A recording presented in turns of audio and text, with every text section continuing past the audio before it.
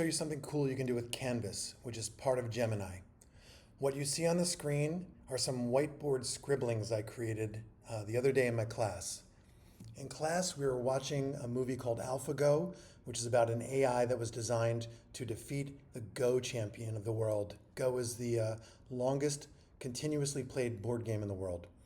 And you can see I just wanted to capture some things as they came up in the movie as conversation points. Notice I didn't write the word AlphaGo anywhere on this whiteboard, but just some scribblings, my awful handwriting, and some diagrams, just some thoughts.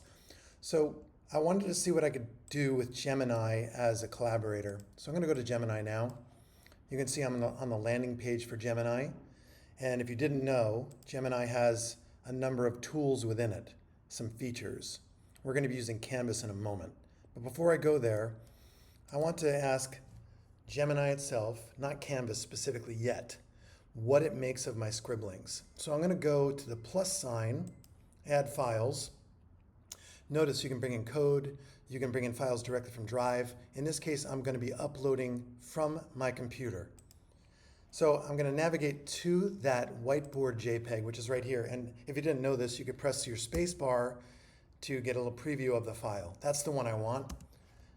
I hit the space bar again to minimize it. I hit open and I bring it into the prompt field.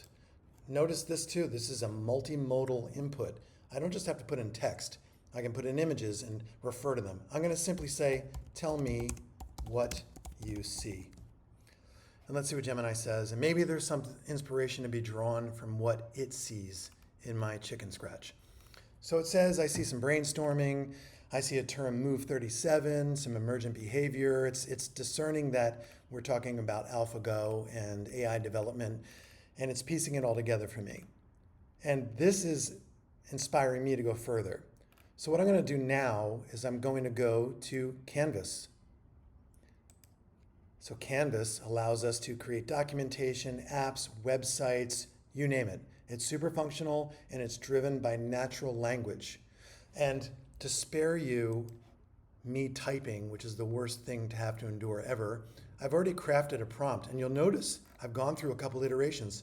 Prompting is iterative. I didn't get it right the first time. I, in fact, asked Gemini to help me dial it in. And this is the one that hopefully will yield pay dirt. So I'm going to copy this, Command-C. I'm going to go back to Gemini, Canvas, make sure Canvas is enabled. I'm going to paste it in here and hit Enter. And off to the races. Let's see what happens. Oh, that was fast.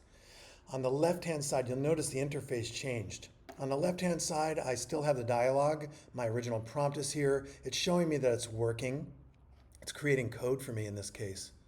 And notice there's a toggle switch up here. I'm going to go back to code. I have a toggle switch between code and preview. Code is showing me the HTML. And here's the great thing. If you don't know code, that's fine. If you do know code, that's great too. But what Canvas enables you to do is interact in natural language, NLP, natural language programming. So any changes I want to make to the code, I can either do it here, or I can say in natural language right here what I want. And I'm going to toggle to preview, and let's see if it did it right. It's not quite right. I like some things that are going on here. It looks like a Go board. I like that I can read all of my definitions in this vocabulary game that I asked it to make called Alpha Go Getter, but I don't like how the pieces are all stuck at the top of the board. I'm going to ask it to add more vocabulary terms, see attached, and their definitions, populate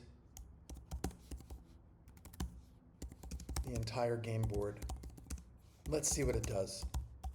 Let's add those definitions first. I'm going to go to Add Files, Upload Files. There's another screenshot or whiteboard shot, and it's loading in. I'm going to hit Go, and it should tell me I'm revising the HTML. I'm going to toggle to the HTML view.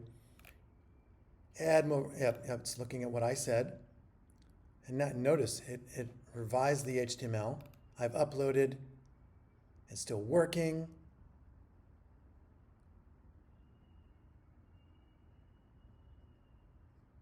Let's preview it.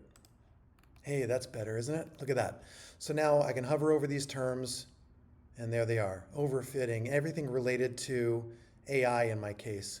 Now it doesn't end there. What I can do is I can take this code and share it with my kids. I'm going to click on the code view. I'm going to go in here to the HTML, Command A, select all, Command C, copy. I'm going to go to my ready-made Google site, and I'm going to choose embed. It's asking me to embed code. And guess what? I have code on my clipboard. So I go Command V, and I hit next, and insert, and boom, there it is. I'm going to enlarge this. I'm going to stretch this out and make sure I can see the whole game. Right? Looks pretty good. I'm going to go to preview. And I've just created AlphaGo on my screen here. And every time I hover over one of these pieces, or my students do, they can look at my vocabulary in a more interactive and fun way. And all it took was Canvas to make this bit of HTML and plug it into my website. So I'm going to get rid of this and go back to my site, and you can see how it lives here as an HTML element. And that's it. That was Canvas in a nutshell. There's a lot more you can do with it, but that's a start.